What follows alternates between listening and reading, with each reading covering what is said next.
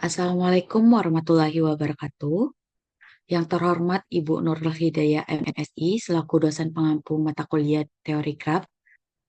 Pada kesempatan kali ini kami dari kelompok satu akan memaparkan materi mengenai pewarnaan simpul. Sebelum itu izinkan kami untuk memperkenalkan diri terlebih dahulu. Saya Nur Hidayati dengan ujung NIM 029. Selanjutnya ada rekan-rekan saya Laurin Wijayanti dengan ujung NIM 011. Tasa Gustika dengan ujung NIM 013, Zaratul Didinia dengan ujung NIM 014, Nazwa Hairunisa dengan ujung NIM 042, Muhammad Ashabul Kapi dengan ujung NIM 045, dan Indah Monika dengan ujung NIM 102. Baiklah, kita masuki kepada materi.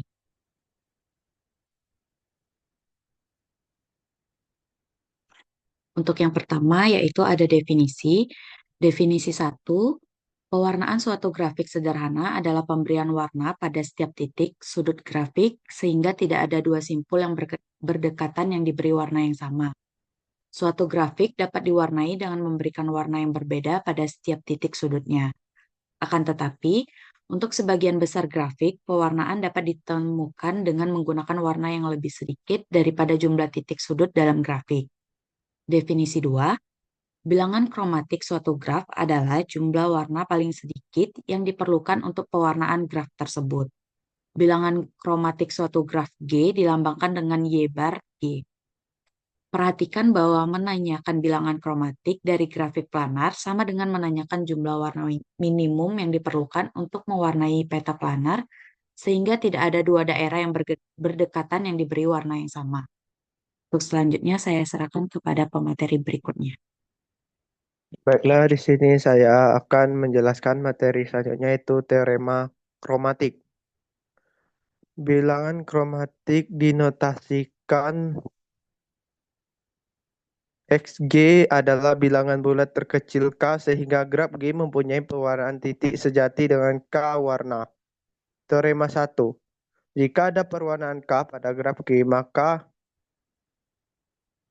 CG lebih kecil sama dengan K. Bukti, jika perwarnaan K pada graf G berarti semua titik pada graf G dapat diwarnai dengan menggunakan K warna.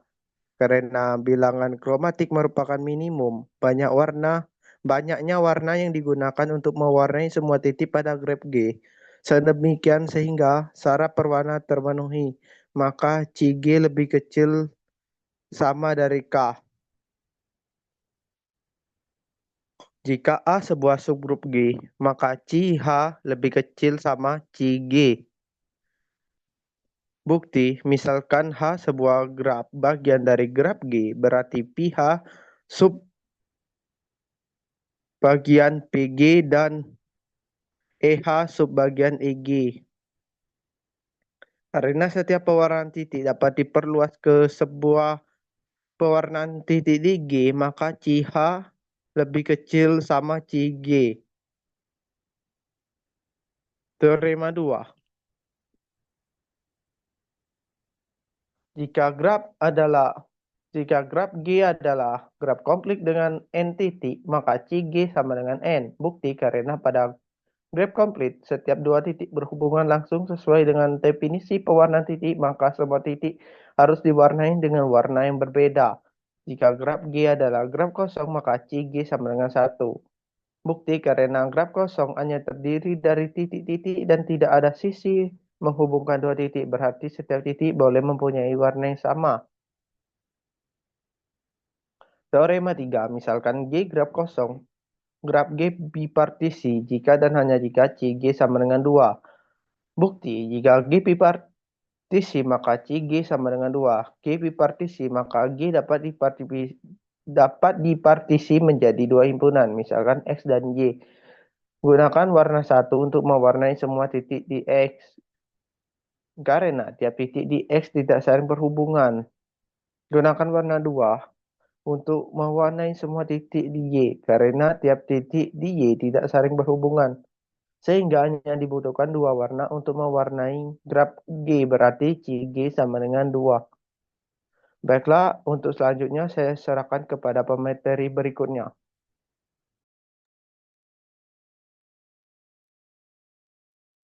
4, yaitu jika Cn adalah siklus dengan n titik, maka Cg sama dengan 2, jika n genap, Cg sama dengan 3, jika n ganjil.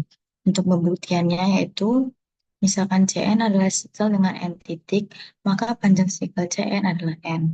Jika n genap, maka Cn adalah graf bipartisi. Berdasarkan teorem 3, bilangan kromatik Cn adalah 2. Jika n ganjil, maka Cn bukan graf bipartisi. Berdasarkan teorem 2 dan Cn bukan graf kosong, maka Cg besar atau sama dengan 3. Selanjutnya, misalkan Cn ada n satu, yaitu P3 sembilan Pn, kalau n kecil, atau sama dengan I, kecil atau sama dengan n kurang 2, warnai titik PI dengan warna 1 untuk n genap dengan I besar sama atau dengan 1 dan kecil atau sama dengan n kurang dari 1, warnai titik PI dengan warna 2. Akhirnya warnai titik PN dengan warna 3.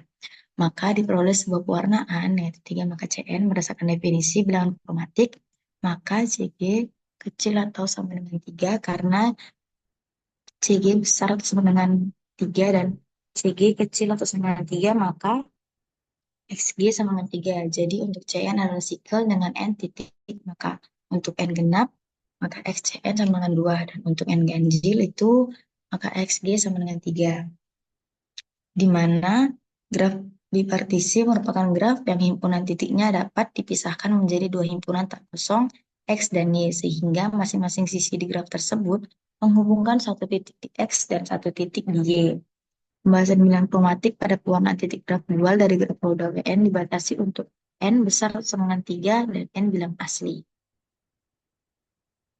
Selanjutnya yaitu sifat-sifat pada bilangan kromatik. Adapun sifat-sifat bilangan kromatik pada pewarnaan simpul adalah yang pertama, jika ada sebuah pewarnaan K pada graf G, maka CG kecil atau sama dengan K. Untuk contohnya bisa dilihat pada gambar. Graf pada contoh merupakan graf dengan pewarnaan 4 atau K sama dengan 4 atau CG sama dengan 4. Sebenarnya graf tersebut dapat diwarnai dengan menggunakan dua warna saja. Dengan demikian, CG sama dengan 2 berarti CG kecil atau sama dengan K. Untuk sifat yang kedua yaitu jika H adalah graf bagian dari G, maka CH kecil atau sama dengan CG. Untuk contohnya bisa dilihat dari gambar, diperoleh CG sama dengan 3 dan CH sama dengan 3. Berarti CH kecil atau sama dengan CG.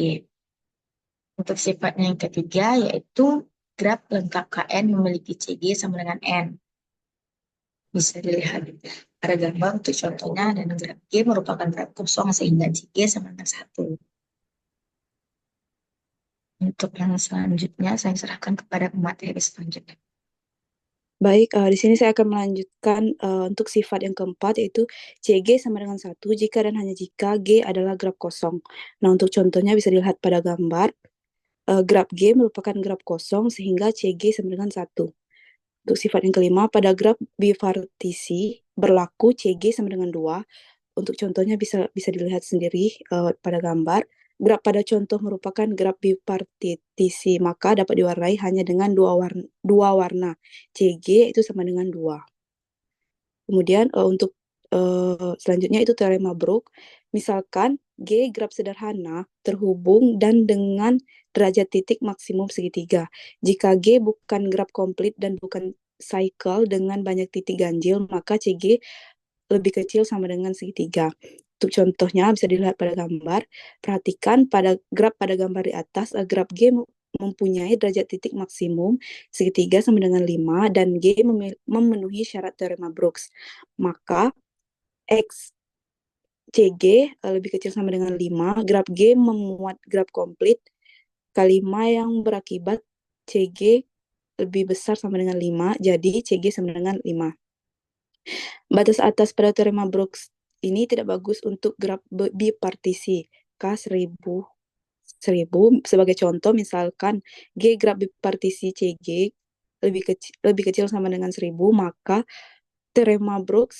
menurut teorema Brooks nyatanya CG itu sama dengan 2.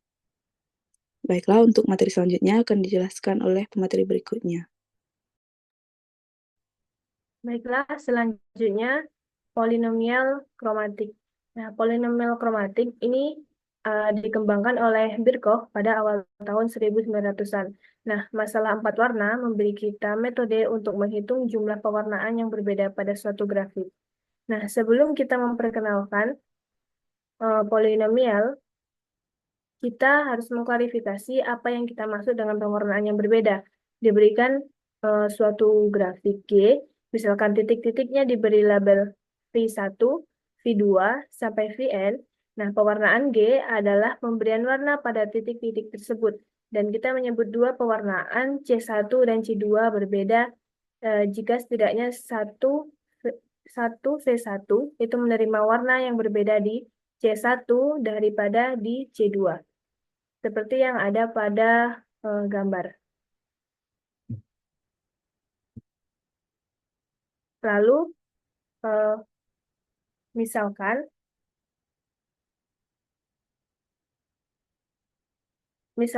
G adalah grafik, dan misalkan E adalah sisi-sisi dari G. Nah, ingat kembali bahwa G, E itu menunjukkan grafik di mana E dihilangkan dari G.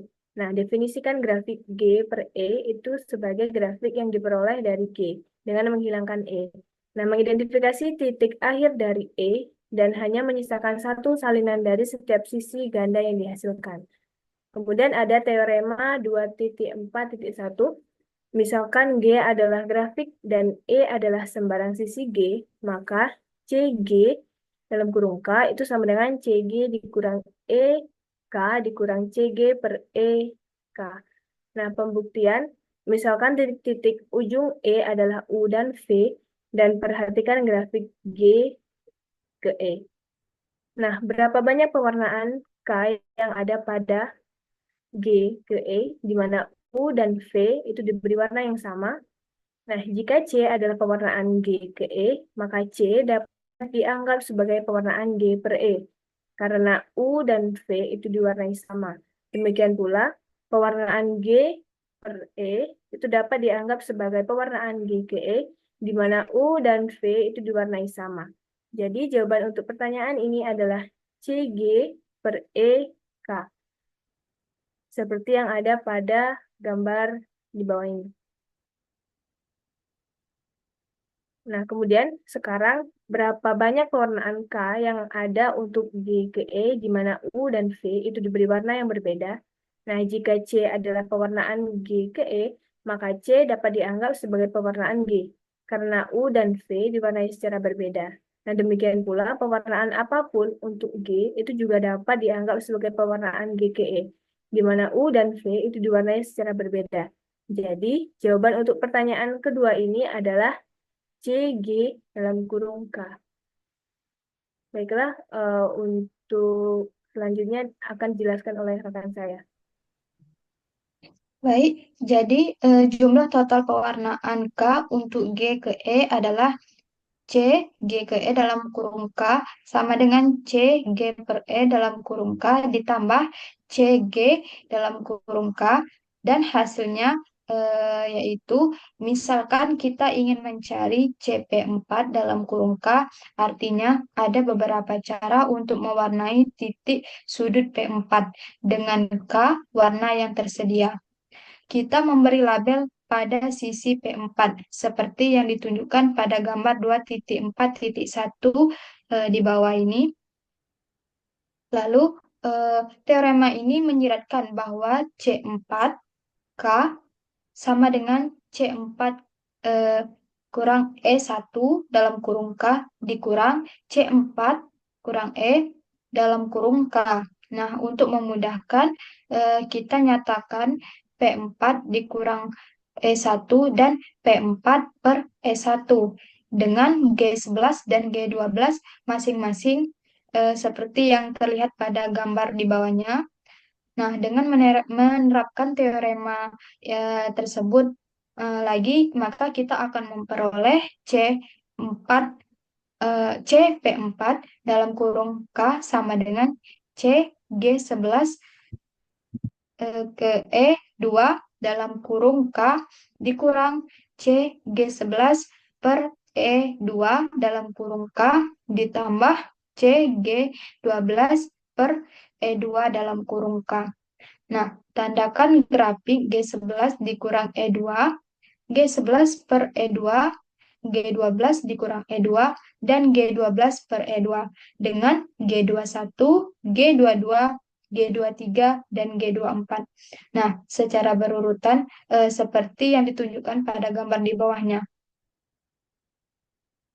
Nah, dengan menerapkan teorema tersebut, maka sekali lagi kita menghasilkan C4 di dalam kurung K sama dengan CG21 dikurang E3 dikali K dikurang CG21 per E3 dalam kurung K dikurang CG22 dikurang E3 dalam kurung K ditambah CG22 per E3 dalam kurung K dikurang CG23 dikurang E3 dalam kurung K ditambah C G23 per E3 dalam kurung K ditambah C G24 kurang E3 dalam kurung K dikurang C G24 per E3 dalam kurung K.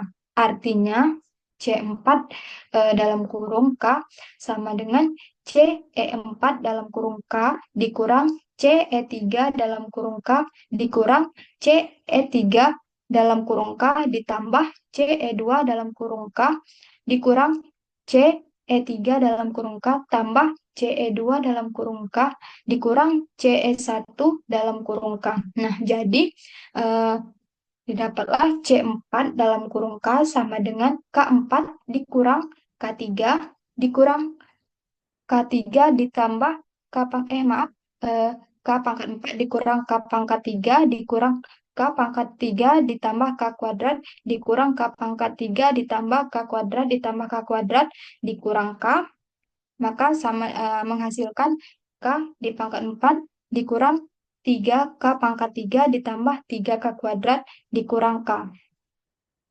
Nah, dari situ tadi kita harus memeriksa beberapa contoh berapa banyak pewarnaan P4 yang ada dengan satu warna. Maka C4 dalam kurung 1 sama dengan 1 pangkat 4 dikurang 3 kali 1 pangkat 3 ditambah 3 kali 1 kuadrat dikurang 1. Nah, K yang di atas tadi kita ganti dengan 1. Di situ nilainya 1, maka sama dengan 0. Nah, ini tentu saja masuk akal dan berapa banyak pewarnaan yang ada dengan dua warna. Maka CP4 dalam kurung 2. Caranya sama seperti yang di atas tadi. Untuk K-nya kita ganti dengan 2. Maka sama dengan 2 pangkat 4 dikurang 3 dikali 2 pangkat 3 ditambah 3 dikali 2 pangkat 2 dikurang 2. Maka hasilnya adalah 2 sama dengan 2. Nah, seperti yang telah dilihat pada gambar di atasnya, ada dua pewarnaan dengan nilai 1 untuk Birkhoff. Nah, seperti yang dilihat, polinomial kromatik menyediakan cara untuk menghitung pewarnaan. Dan teorema Birkhoff-Lewis memungkinkan untuk menyederhanakan masalah menjadi masalah yang sedikit lebih sederhana. Nah, kita harus mencatat bahwa tidak selalu perlu untuk bekerja sampai ke grafik kosong, seperti yang kita lakukan pada contoh tadi. Nah, setelah grafik G itu diperoleh, yang mana nilainya CG dalam kurung K diketahui, tidak perlu lagi menyederhanakannya terlebih lanjut. Nah, berikutnya ada teorema 2.4.2. Misalkan G adalah grafik orden, maka yang pertama CG dalam kurung K itu merupakan polinomial dalam K dengan derajat N. Lalu koefisien utamanya CG dalam kurung K adalah 1. Suku konstanta CG dalam kurung K adalah 0. Untuk koefisiennya bergantian tanda. Dan nilai absolut koefisien suku K pangkat N dikurang 1 adalah jumlah sisi di G. Baik, itu penyampaian dari saya. Untuk berikutnya saya serahkan kepada teman saya. Baik, untuk yang selanjutnya yaitu a storage problem. Jadi di sini ada contoh sebuah perusahaan memproduksi 6 jenis bahan kimia yang berbeda, yaitu bahan kimia C1, C2, C3, C4, C5, dan C6. Jadi bahan-bahan kimia ini tidak bisa diletakkan berdekatan. Jika berdekatan, dia akan menyebabkan ledakan antara satu sama lain. Nah, grafik berikut menunjukkan ketidakcocokan bahan kimia. Jadi bahan kimia C1 ini tidak bisa diletakkan berdekatan dengan C2 dan C3. C2 tidak bisa diletakkan berdekatan dengan C1 dan C4. C3 tidak bisa diletakkan berdekatan dengan C1 dan C5. C4 tidak bisa diletakkan berdekatan dengan C2 dan C6. C5 tidak bisa diletakkan berdekatan dengan C3 dan C4, serta C6 tidak bisa diletakkan berdekatan dengan C4 dan C5. Untuk penyelesaiannya, langkah yang pertama yaitu kita buat graf di mana setiap titik mewakili jenis bahan kimia, kemudian hubungkan dua titik dengan garis jika kedua bahan kimia tersebut tidak dapat diletakkan berdekatan.